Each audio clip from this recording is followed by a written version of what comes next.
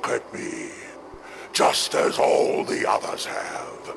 Now that I have you, your soul will be mine forever!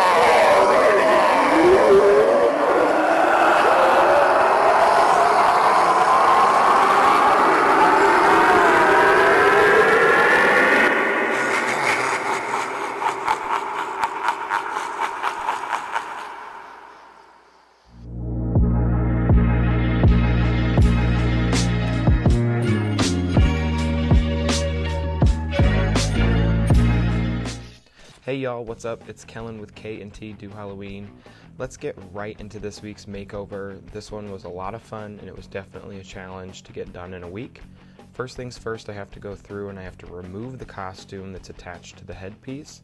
I was surprised at how much engineering was actually behind this costume to get the fog to go where it was supposed to go and have everything line up. Before I started creating anything, I really needed to actually test out the idea. I'm adding some fanoodles to the arms to help flesh out the costume later on. I'm also building a waist piece out of foam. It actually fits over the 3 poles and helps hold up his pants and make him look like he actually has some form, because under the robe there really wasn't a ton of support. Now I'm building some feet out of pool noodles and some 2-inch foam. I didn't want to spend a ton of time on them, and this was a quick and easy solution that I knew I could cover up with gauze or something later. Moving on to the little girl, I'm going to be giving her some legs and changing out her costume for that of a trick-or-treating mummy. I'm using the foam noodle inserts and the fabric of her gown with some hot glue just to give her body some shape and form without adding weight. This project was extremely costume heavy, and in an area that I don't usually dabble in, which made it quite the challenge. I'm now going in with just an old pillowcase. I actually used 2 of them. I cut it into strips and then used hot glue to just wrap it around the body form. You'll see later on that I'm using larger pieces of fabric glued to the back, and I'm also using her Velcro piece.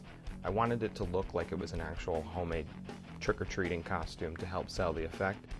This was a lot more challenging than I thought as well, because there was a lot of engineering and thought that went into the fog tube placement. So I had to make sure that the costume fit, but didn't fit too tight and didn't restrict any of the movement. My best advice for anyone who wants to attempt this at home is to test, and test again. Make sure before you finally seal it and put it all together that you are testing every piece. Now I'm moving on to creating the neck piece for the costume. If you notice, the nightgown has a really large ruffle that's clipped high up on her neck that actually helps cover the fog tube that's coming out of her mouth. I needed something that would cover the mechanism but not restrict any movement to the prop and also wouldn't get caught. So I opted to create the exact same concept as the ruffle from the nightgown. I just added strips of fabric to help sell the mummy effect. And the last piece I'll be building for her costume is some wired fabric strips. I'm going to be using electrical wire, some pieces from the pillowcase, and hot glue to sandwich it all together. I'll be attaching these to the back of the costume and creating a flowing ribbon effect to almost help sell the magic when you see the costume being picked up and help distract the eye from the fog tube.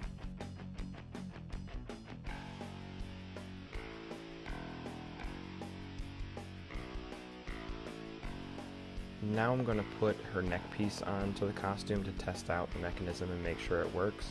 The original one was attached with a zip tie around the neck, so I used the same exact method. And last, I'm just going to attach those flexible wire fabric strips that I made to the back of her neck.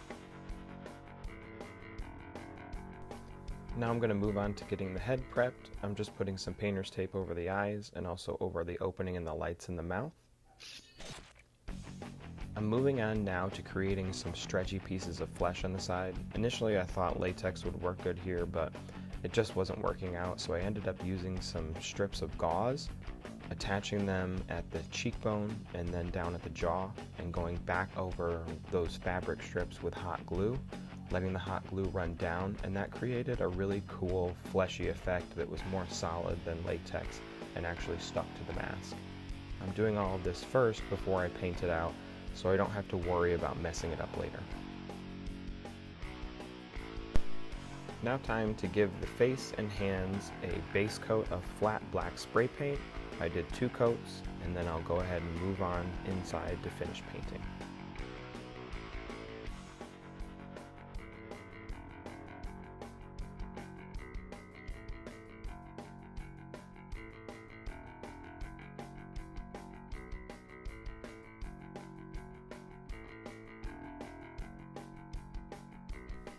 Now moving on to the fun part, the painting. I'm using some flat latex exterior paint in a brown color, and I'm dry brushing on several layers. This allows me to help build the depth while still keeping all the details and the depth in the shadows. I gotta be honest, I was really excited to see this sculpt. However, I was super disappointed at how much detail the sculpt actually had for this prop, but was removed by just poor painting from the production facility. I'm going in and adding some white to his teeth, using multiple layers to build up depth and create texture where it isn't, and then I'm going to use darker paints to actually bring the brighter spots like the teeth back down. I'm just working in with some green paints, and then going back over and making his teeth look a little muddier and filling in his nose holes. I'm then moving on to the hands. Same thing I did as above, I'm just basing out with a flat exterior latex brown paint, dry brushing on several layers until I get the texture that I want, and then I'm going back in with several different brown and green tones to dry brush, dab, and stipple to help build up texture and add depth. He looks great so far, and now I'm going to move on to just adding some more texture to his skin tone. I'm going to protect his mouth and water down some white and black paint, and then I'm just stippling it on with a toothbrush. To stipple, I'm just using a toothbrush, dipping it in my watered down paint, and then using my thumb to flick the bristles to add a splattered texture to the top of the surface. Stippling is a great technique to use if you're trying to break up large solid areas of color and add a little bit of texture. Last but not least, I'm just using a very small amount of perma-blood in the sunken in areas on his hands and face. I don't really want this to look like blood, I want it to look more like muscle tissue, being very careful to use it sparingly and not use it in a way where it looks like it's dripping. If you're familiar with the Mummy movies, think Imhotep mixed with the temple guards.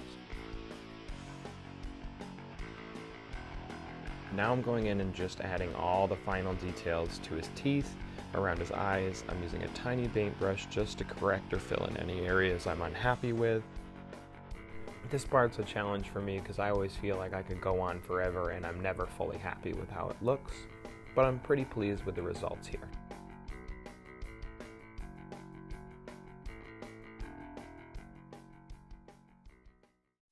Now moving on to creating our mummy costume. I'm using 2 costumes off the shelf from Spirit Halloween. One is an Egyptian costume, the other one is a mummy costume, and I'm using them as the base. They look pretty cool right out of the bag, but of course I had to take it a bit further. Using a leather roughing tool, I just scratched up the waist and the belt area, and then I'm using beige and brown and black spray paint to help break up the shirt texture as well as add some sand texture down to the skirt on the bottom. For the strips, I'm using cheesecloth I purchased from Home Depot and quickly dunked in some RIT dye. There's plenty of videos out there, so I didn't feel a need to cover it. I then cut it into strips, and I'm just using hot glue to wrap the arms and then help build up the body. I wanted it to look organic, and I didn't want to waste a ton of time doing the back. I'm now going back over my brown base with some strips of white cheesecloth, and this is just to add depth.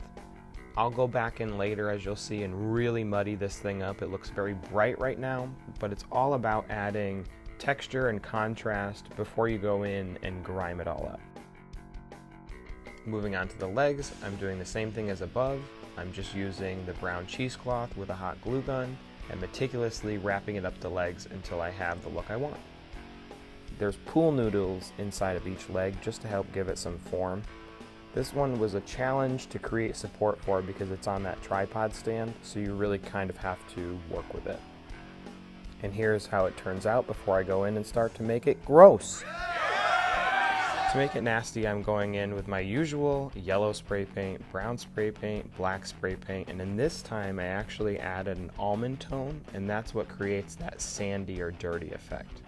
Now I'm going in with some wood stain. This is some fast drying wood stain in a wood oak color.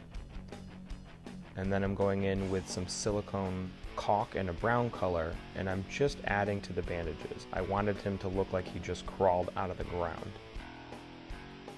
I also chose to repurpose the robe off the back. This is just a nod to the mummy character from the movies. And here's the final result before we hook it up to the fog machine. It was a lot of work for 1 week, but he turned out spectacular.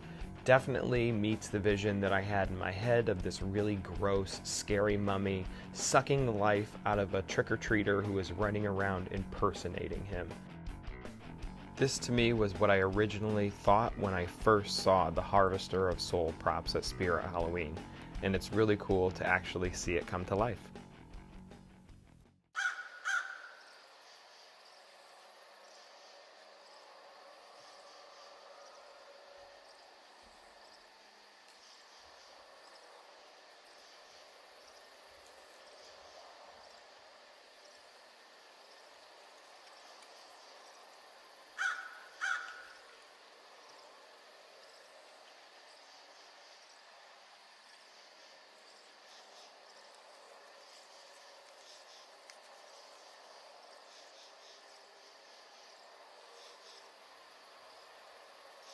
Look at me, just as all the others have. Now that I have you, your soul will be mine forever!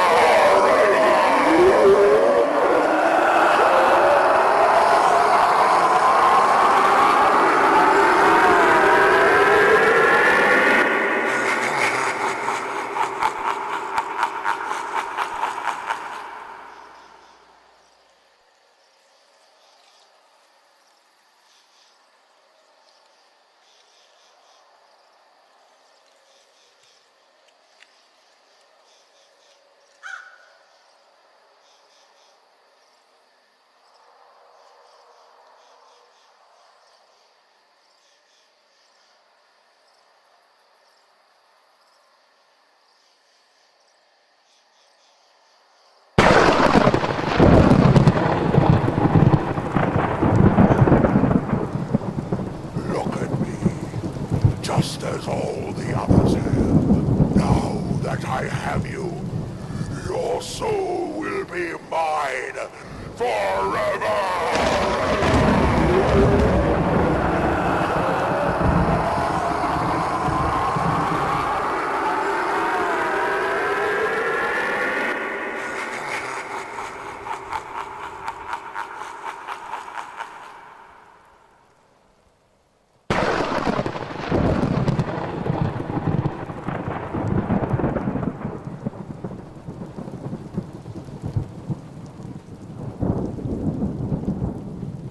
Look at me, just as all the others have. Now that I have you, your soul will be mine forever!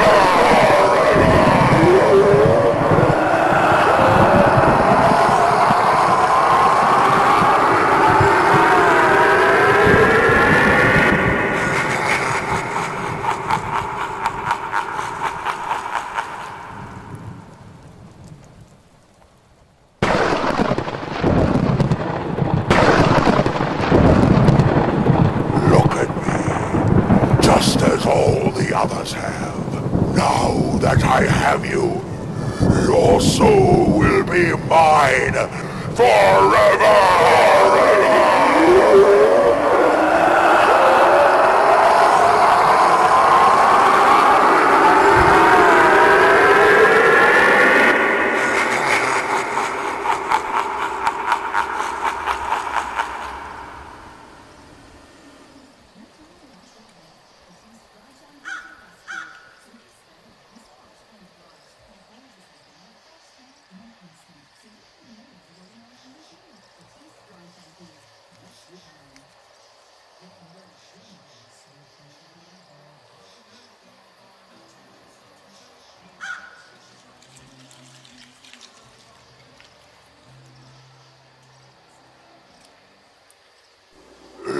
me, just as all the others have. Now that I have you, your soul will be mine forever!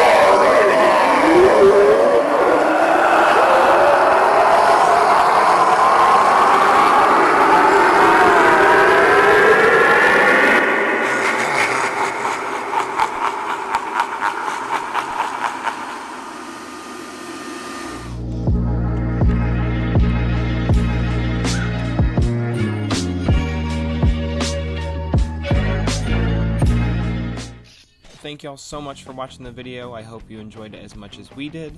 And remember, this is week 2 of our 8-week Spirit Halloween prop makeover series.